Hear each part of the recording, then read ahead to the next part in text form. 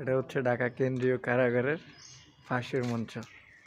এই জায়গায় কত শত হাজার হাজার মানুষকে ফাঁসি দেওয়া হয়েছে।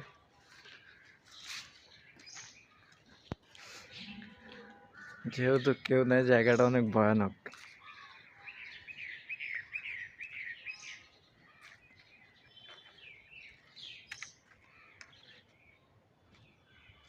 আমি ছাড়া আপাতত এখানে কেউ নেই, যেখানেই ফাঁসি দেওয়া হতো।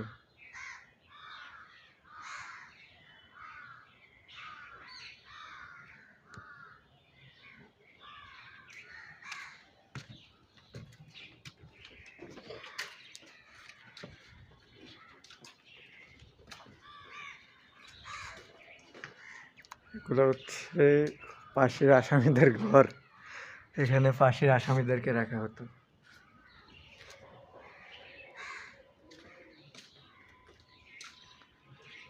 এই যে ফাঁসির আসামিদেরকে এখানে রাখা হতো।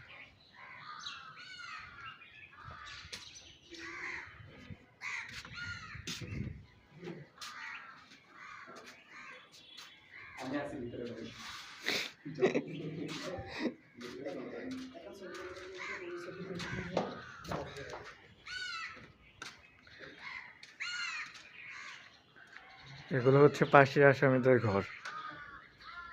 এখানে মূলত ফাঁসির আসামিদেরকে রাখা হতো।